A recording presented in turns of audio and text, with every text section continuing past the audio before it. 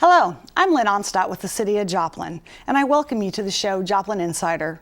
This is a show brought to you from the city to show you kind of behind the scenes of different programs and services that our departments, staff, and such work with throughout the year. Today my guest is Dan Pekarek, Director for the Joplin Health Department. Welcome, Dan. Thank you. Dan's the chairman of the 4 States Clean Air Alliance, and as the health director for the city department, he knows a lot about this issue. And then I'm also going to introduce a special guest we have behind us. This is Roger, and we'll talk about Roger later, but you can see Roger right over Dan's shoulder. So he's part of the Clean Air Alliance too. We'll explain that in a minute though. Well, first off, the 4 State Clean Air Alliance, FASCA, I think is how we refer to it. That's true. Yeah, among us that go to the meetings. They're working to educate the public about an important environmental issue. Can you tell us a little bit about the Alliance and what that issue is? Sure. Well, the 4 State Clean Air Alliance is kind of an effort, I guess, that really started a few years ago. We kind of were notified by the State Department of Natural Resources that Joplin area was on the verge of being in non-compliance, or what they call non-attainment, with the Ground Level Ozone standard for a national standard. And so they notified us that we were on the verge of kind of being in non-compliance, and that kind of spurred us on a little bit to kind of start looking at the issue locally. We had some meetings with some local officials looking at the issue. There's a group called JATSO, which is the Joplin Area Transportation Study Organization, that is responsible for doing kind of planning, joint planning with other communities in the immediate Joplin area on transportation projects. Ground level ozone formation can have a real impact on that. You know, transportation, you'll hear later, can have a big impact on ground level ozone formation. So the JATSO folks have a real stake in this game. Okay. There was also another group that I'm also serve on. It's the Environmental Task Force of Jasper and Newton counties. JATSO essentially turned to that group and said, would you kind of take this on as an initiative and start working on it for the area. So it's kind of a subcommittee of the Environmental Task Force. The 4 State Clean Air Alliance is a subcommittee of the Environmental Task Force. With a big mission. And your mission is including the clean air, I assume. What else, how are we doing that? Right. Well, there's kind of several functions and kind of the direction that we have with the group.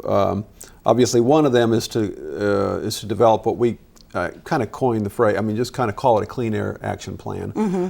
There's a more formal name for it called a path forward document that has to do with a certain EPA program that we're participating in called the Advanced Program. But part of our goal, or our mission, if you will, is to develop a clean air action plan for the community, and it's a plan, a document that we've developed that has outlines various objectives and initiatives to achieve those objectives for the area. We also kind of monitor the air quality of the area. Okay. And there are some air monitors in the area that measure ground level ozone formation, and we watch that data, kind of see how we're doing in the community. Obviously, report that information back to the Environmental Task Force, to the transportation planning folks, so that they're aware of those kinds of things. As well as the EPA, I assume. As well as the EPA. Of course, they have that data, but we need to be able to let local planners, local government officials know about the ground level ozone standard and where we are in relation to that, because that can have a big impact on the community. We obviously, a big part of what we're about is just education of the public about the issue, so they can do their part in trying to prevent us being in a non-attainment area. So I guess those would kind of be the primary things that we're trying to do as a coalition. Yeah, you have some great people on that coalition. I've seen it in action, and today we're really working on informing the public. Right. And that's really our goal here, is just to walk them through the process if they've not heard about ground level ozone. It's somewhat new for them, possibly. What areas do you cover in the 4 states? I think we have a map maybe that we could show. There you go. Right now, the footprint, if you will, for our area is Jasper and Newton counties, Ottawa County, Oklahoma, or at least a corner of Ottawa County that's kind of covered by the kind of the 9 tribal nations in that corner of Ottawa County and Cherokee County, Kansas. And that footprint was largely established by, this is something that follows the wind. So we're concerned about it in Joplin. So what south of us can impact us, or what maybe west of us or southwest of us that can impact us and kind of blow into our area. So we're concerned about what's coming our way sometimes, not only what we generate here in the Joplin metro area, but also maybe what is maybe blowing our way that can contribute to the formation of ground level ozone. Well, like I said, the ground level ozone, you said it, different things, transportation affects it, different things. Can you discuss the different emissions? I think we have a couple pie charts that show some of those. I don't know if you can read those. Well, you might be able to see that. Yeah. There's two things. Ground level ozone forms when nitrogen oxides and what we call NOx and volatile organic compounds, or VOCs, when those mix on a hot summer day in the sunlight, those things all mix together, and that's how you form ground level ozone. Okay. And NOx, or the nitrogen oxides, they're largely a function of combustion. So any kind of combustion, any kind of engine, from the most smallest little gasoline engine to the biggest diesel engine or whatever, boiler, all those things that are combusting, you get the formation of nitrogen oxides when that's occurring. The volatile organic compounds, and by the way, in our area, the NOx emissions are primarily from that combustion, so fuel combustion in whatever format, again, those small engines to big engines, but also what we call mobile sources. In other words, vehicular traffic primarily. Everybody driving around. And we're on the crossroads of 2 major highways. Exactly. The second component is the volatile organic compounds, or the VOCs. Those are, I always tell people, those are kind of the things when you open up something in your garage, a can of paint or a solvent, a paint thinner, you smell that smell, or when you're pumping gas in your car and you kind of see, on a hot summer day, you can kind of see the vapors kind of emitting from the gas tank. Those are the VOCs. Those are the, so it's largely the solvents that we use, whether around our house or in business. But the other big source of solvent, or VOCs, is also mobile. So you'll see the common thread between both VOCs and nitrogen oxide formations is mobile, or vehicular traffic. Okay. Well, that's an excellent definition for me. It helps me understand it more. I attend the meetings and I listen and I learn, but to try to reiterate that when I go out to the public, it's hard for me. I'm not a science-minded person, but those are good examples that I think you give. We also, I know the group has worked to develop some public service announcements or commercials. I think we have one general one. If the girls, if Maddie and Abby could show the ozone. Are you an air breather? Of course you are, so this message is for you. Ozone in the upper atmosphere protects us from the sun's ultraviolet rays, but at ground level it's harmful to our health and the environment. Ground level ozone is formed when volatile organic compounds and nitrogen oxides react in the atmosphere with sunlight and heat. Since it needs these to form, it's mainly a concern April through October. On hot, still summer days, ozone is at its worst. To learn more, visit summerair.org. I think that's a great brief commercial on how to explain it. I did notice since we made those, that timeline has been stretched. So what is the timeline that we need to be concerned about? EPA changed the timeline of concern, or what we call the ozone season, from now it's as far as March to November in our part of the country. So that's really the time that, again, when you're thinking about high heat and the NOx and VOCs mixing together, it's those high heat days where that is going to form the highest levels of ground level ozone. So that's why they set those times in our part of the world. We know that it can be pretty hot in March and November. You can have 80-degree days in March and April. Yeah. So how do we know about the levels of our air quality? You mentioned monitors, and we talked about the ozone season. So have we had peaks and valleys throughout the years? How do you gauge this? Well, we do have 2 monitors in our area, and I say we don't establish those. Those are established by state government and governmental agencies in most cases. But for our direct area, there's a monitor by Alba, Missouri. The Missouri Department of Natural Resources placed it there for a very specific reason. They put it downwind of Joplin, downwind of the Joplin metro area. Because most of the prevailing winds this time of year on the hot, warm times of year are from the west or southwest or south. So they put it north and east of Joplin. That makes sense. So that's the primary monitor for our area. One of our partners, I had mentioned the tribal nations from Ottawa County. They have the Quapaw tribe operates that monitor down by Miami, and they are a member of our group. And so they are able to provide that data from that monitor as well. So that helps us to know how we're doing. Sure. It actually gives us an idea what's coming from southwest of us our way to some extent. It kind of gives us some idea as to what's occurring south and west of us. Well, I know you said education. Educating the public is a big part of this. So the different types of tools that we've been using have.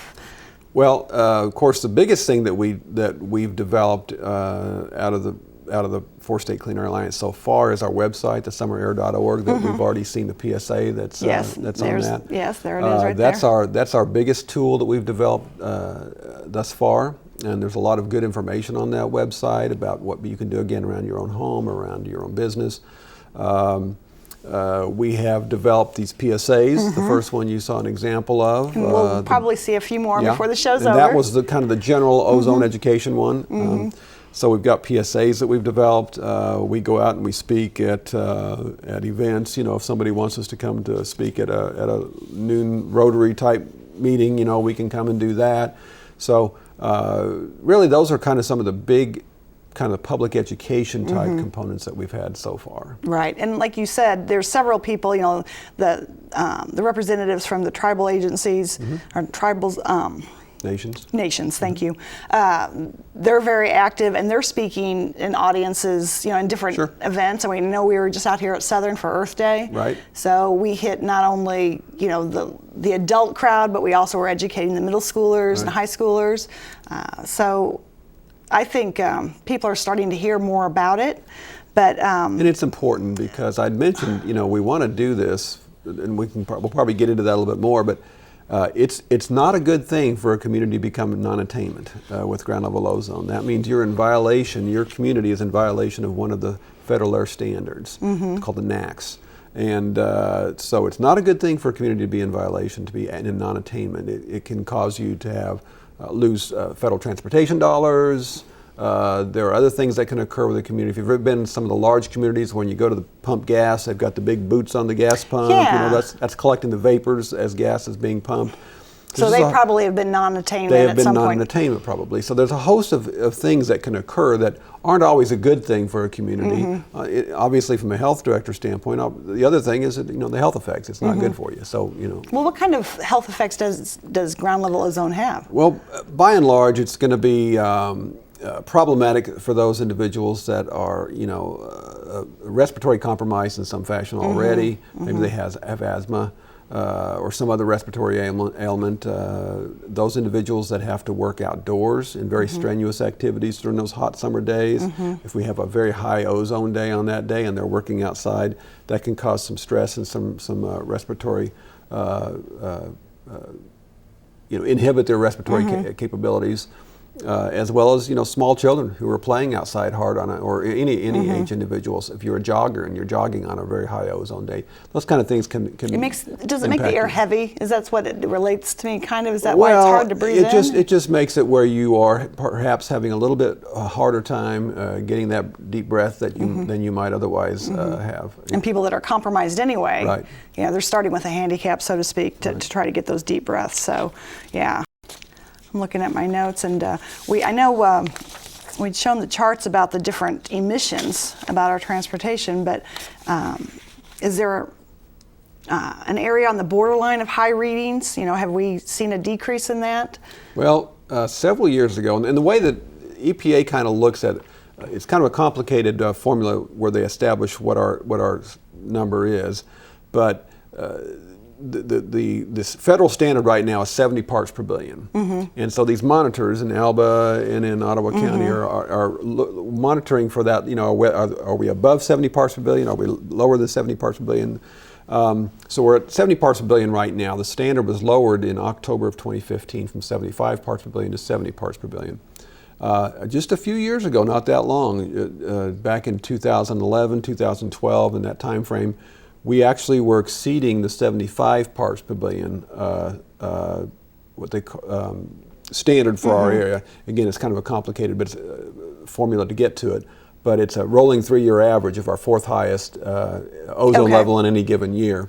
And so a few years ago, we were actually exceeding that, and that's when we really got active in this campaign. And since that time, it's been dropping, thankfully.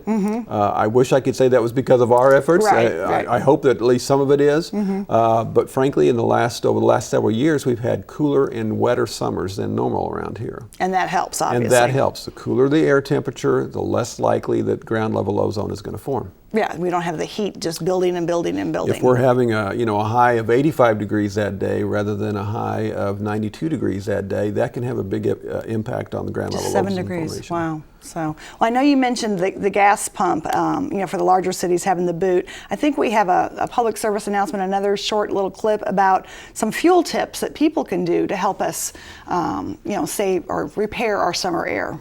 Are you an air breather? Of course you are. I'd guess you'd like to save money too. Here are 3 easy steps to save money and help the air we breathe. Refuel in the evenings. Cooler temperatures means more goes into your car and less into the air. Stop at the click. Filling past the click only puts fuel in the hose, not your car. Keeping your vehicle maintained and tires properly inflated saves fuel. Follow these 3 easy steps to save money and help repair our summer air. To learn more, visit summerair.org. Again, that's another good opportunity for people to listen. Simple stuff, when it's cooling off, that's when you get your gas. It is, and I mentioned earlier that when on a hot summer day, if you're filling your gas and if you kind of look down, you can see the vapors kind of that's gasoline volatilizing into the atmosphere. And the cooler the air temperature, the less volatile that is, the less it's going to volatilize. So that's why they're saying to fill your gas tank in the morning or the evening. Keeping your car maintained good, means it's going to use less gas. So those tips are all good things to remember, and they're also a good thing because they save you money. Right. The less gas you use, the less money you're spending. Right, and the truth be told, as the college kid, and I know others have done this too, when you stop, you drain the hose and try to get it all, that it doesn't really come out. It's right. It really doesn't help any, No. Just as it says, stop at the click. And that way you're not spilling, you're not having that, it's all contained. So, well, energy, you talked about the combustion, so lawn mowers, weed eaters, are those? Everything that's any gasoline engine, any diesel engine, like I say, from the smallest engine to the biggest power plant, everything in between, anything that's combusting is causing and adding to VOC or NOx production. And I would imagine, people may be taking really good care of their cars, but their lawnmowers or they may sit around and you see that big black smoke coming out. At least maybe that's just my house. I don't know. But sometimes there's some repairs that need to be done. Right. So it's just as important to keep your car maintained. It's also important from this perspective to keep your lawnmower tuned up, your lawn equipment tuned up, because those things are going to be operating at a better efficiency and are going to be using less fuel and putting less emissions into the air.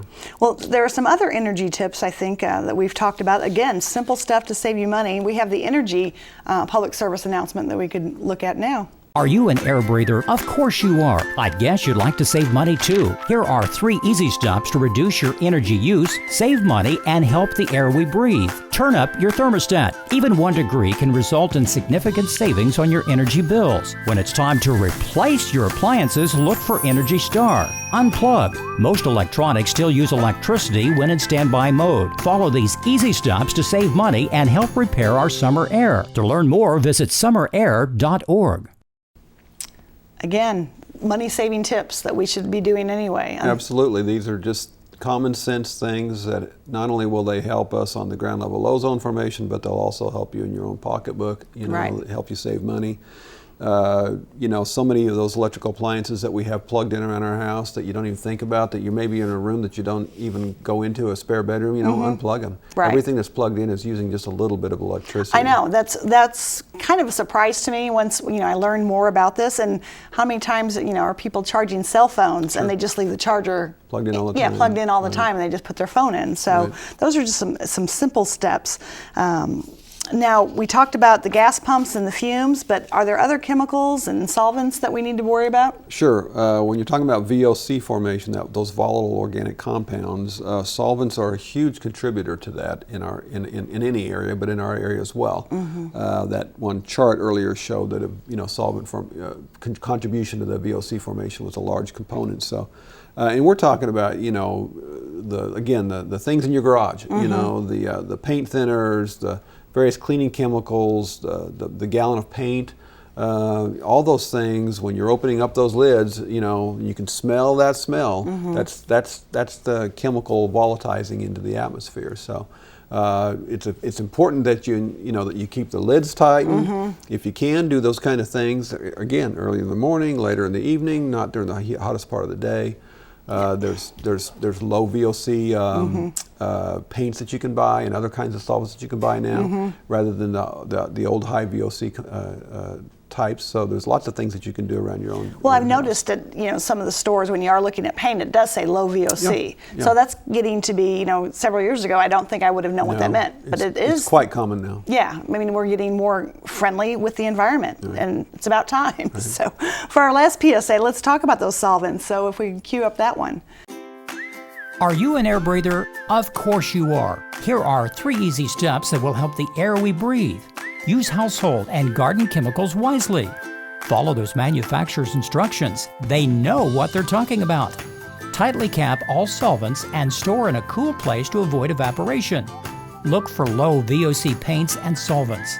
Follow these easy steps and help repair our summer air. To learn more, visit summerair.org.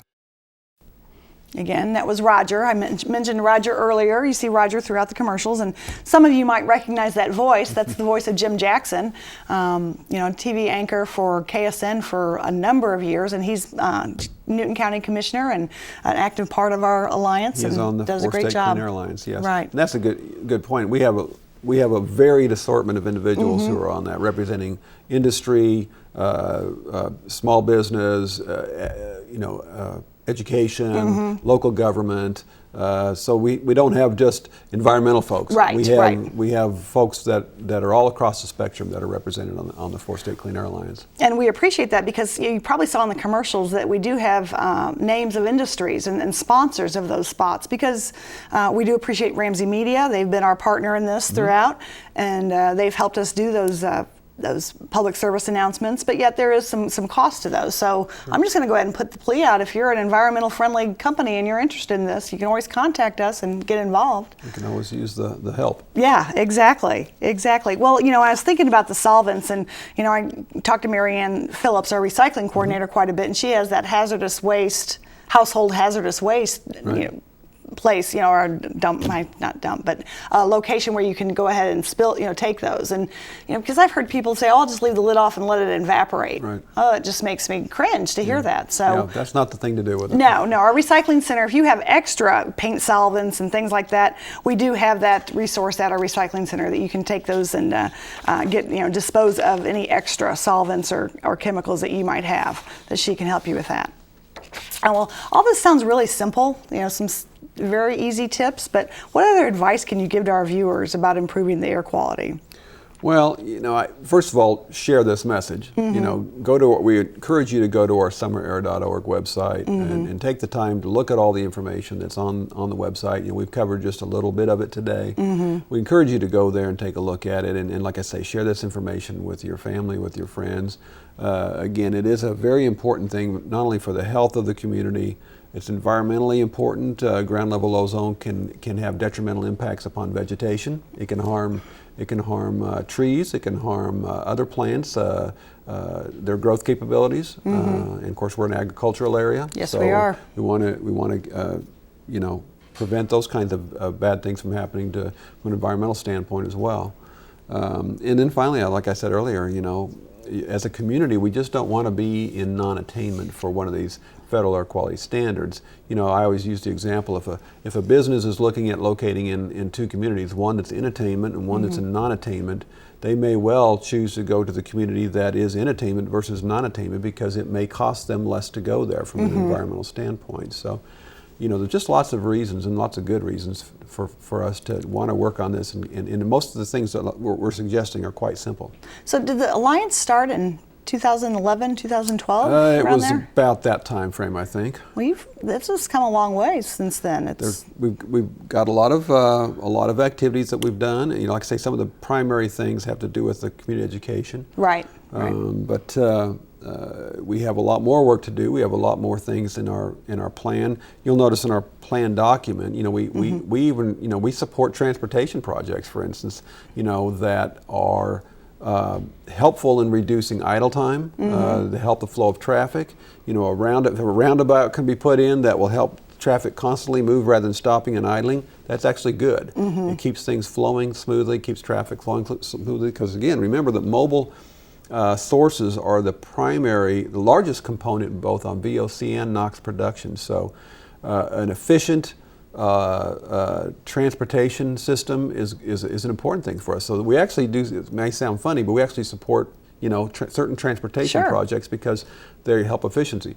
We also are supportive of those kinds of transportation projects that look at multimodal types of transportation. So things where you can move from point A to point B without driving your car. You can ride a bike or you can walk. So we're always supportive of those types of projects that encourage or discourage, not necessarily, the use of vehicles. Right, carpooling, taking public transportation, if that's... Public transportation are all examples of that. Yeah, well, and again, our website, subair.org, is a great place to get information, and this year, or this summer, we're going to really kind of ramp up our social media message, our footprint, so we encourage people, if you see us on Facebook, on Twitter, places like that, go ahead and share it with your friends, start that conversation for us, because this is not something that you necessarily see. It's not a tangible object. You just say, oh, this is stacking up. I need to take care of it. Right. It's something that goes on with or without our notice. That's part of the hard part of selling it is, you can see trash, alongside the road. In some situations, you can see air pollution. You can see smog. But you really don't see ground level ozone, and you always hear about ozone, up above, in the upper atmosphere. It's a good thing because it prevents UV radiation from getting to us. But down low at the ground level, it's a bad thing. But it is hard to show people that when they can't see it. Well, I think you've had a great public education campaign. I think we were able to show our viewers a little bit of that. Again, we encourage you to look for Roger, in social media places. He might pop up at a grocery store somewhere. You never know. So talk to your kids, talk to your family, friends, coworkers about ground level ozone. We'd appreciate it. Of course, Dan and his group is always available to speak to groups. We can do that. Whether it be a large group or whether it be just sit down and have coffee and discuss it. Sure. So, well, Dan, I really appreciate your time. I've learned a lot. Although I've sat with the group for a number of years, I learned something every time I talk to you about ground level ozone, and I hope our viewers did too. So with that, I'm going to close. I'm Lynn Onstot with Joplin Insider. I appreciate you watching this show, and I look forward to seeing you next time. Thank you.